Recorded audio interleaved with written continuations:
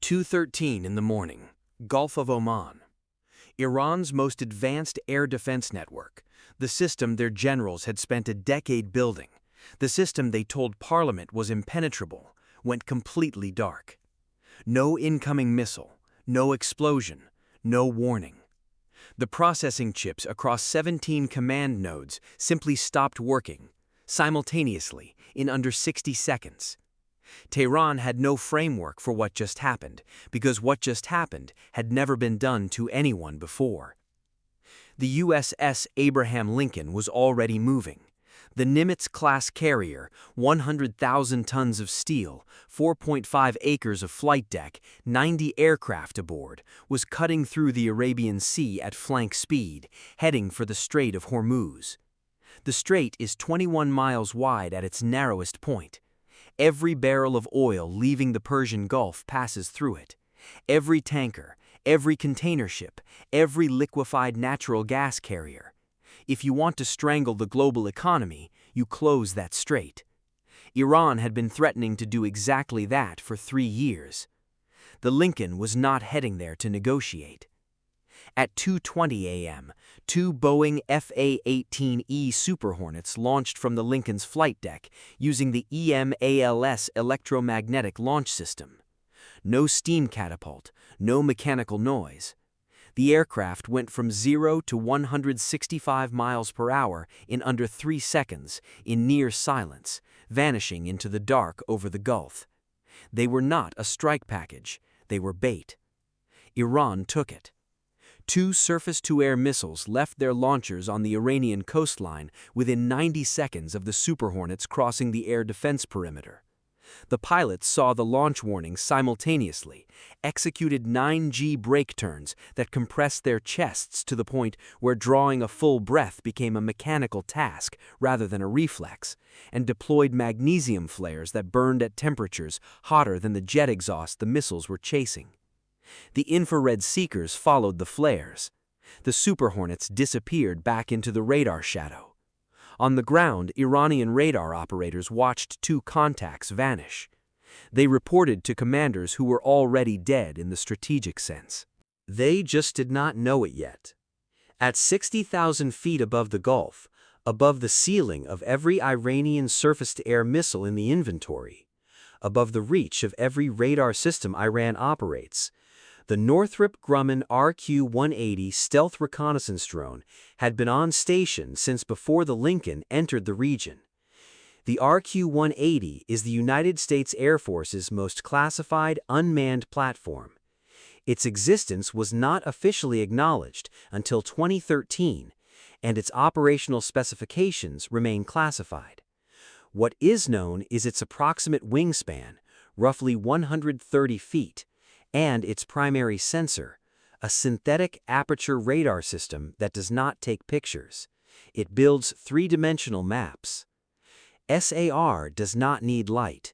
It does not need clear air. It fires microwave pulses at the surface below and constructs a high-resolution image from the return signal. Desert camouflage is irrelevant to it. Thermal blankets are irrelevant to it. The steel density and wheel axle configuration of a transporter erector launcher carrying a ballistic missile is a specific signature in SAR data. It looks nothing like a commercial truck, regardless of what is painted on the side. Iran had moved 17 TEL vehicles onto civilian highways to conceal them among commercial traffic. Human shields made of asphalt and shipping containers. The RQ-180 found all 17. Their coordinates were encrypted, transmitted via satellite to the Lincoln's Combat Information Center, and loaded as target data before a single Iranian commander realized the drone was overhead. Then Iran played the one card that should have worked. The Bavar 373 is Iran's domestically developed long-range air defense system, based on the architecture of the Russian S-300, but modified to operate without the active radar emissions that make Western systems easy to locate. The Bavar 373 in passive mode does not transmit, it listens. It picks up the reflected returns of other radars, bouncing off stealth aircraft, and uses that ambient signal to build a targeting solution. You cannot home a radar-seeking missile onto a system that is not radiating. That is the entire point.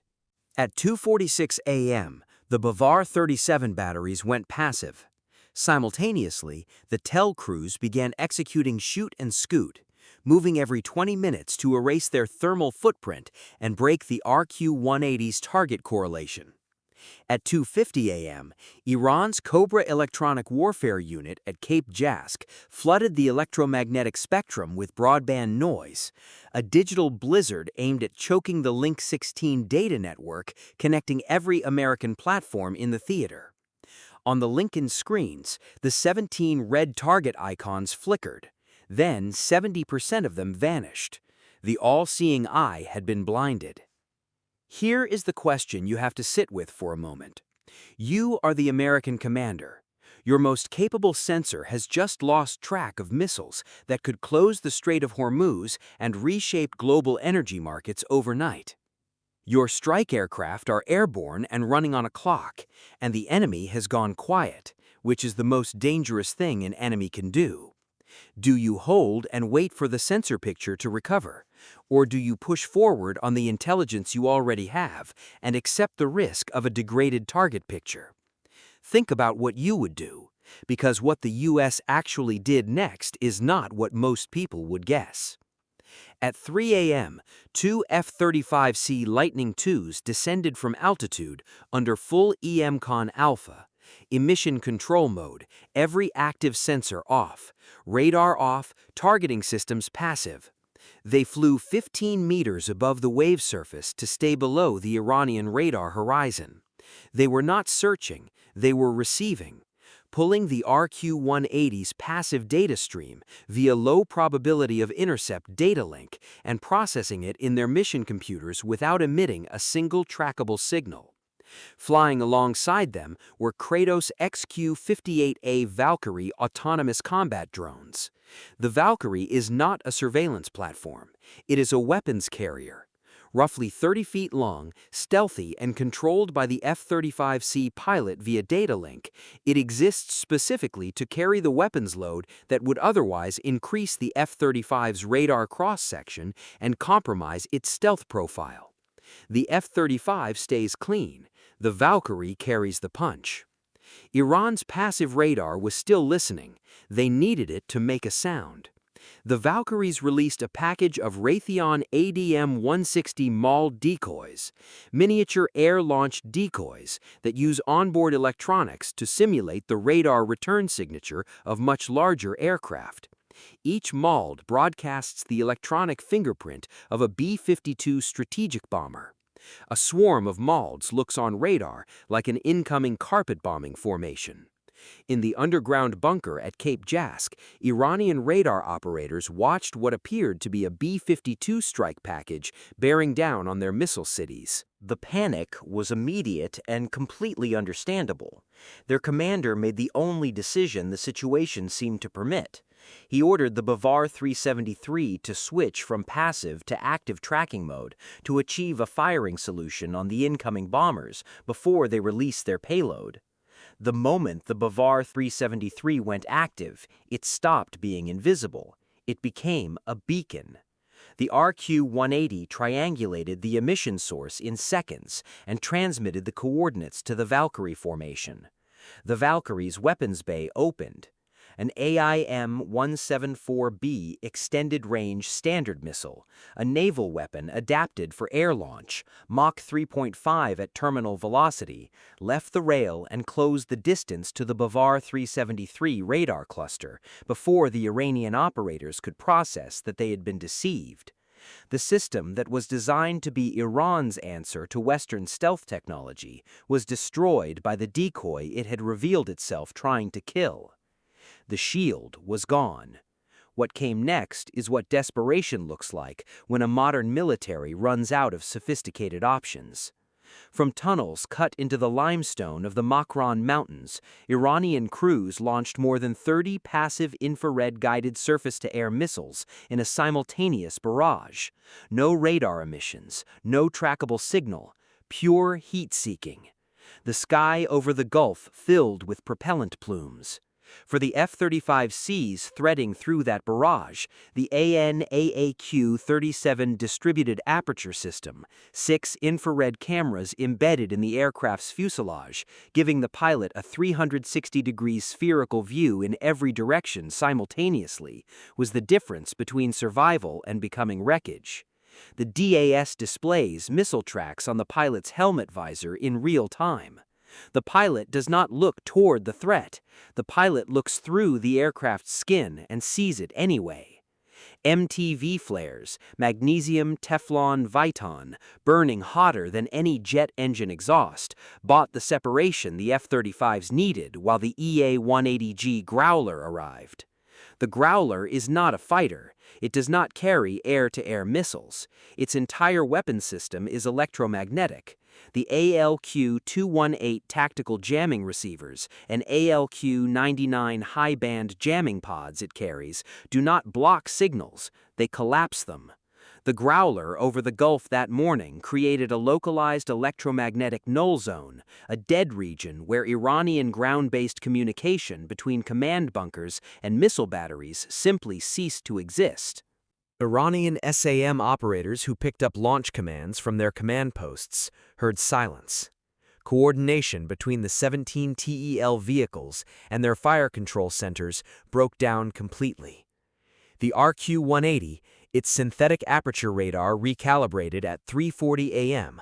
once the Growler cleared the electromagnetic environment, reacquired all 17 TEL vehicles. They had stopped moving.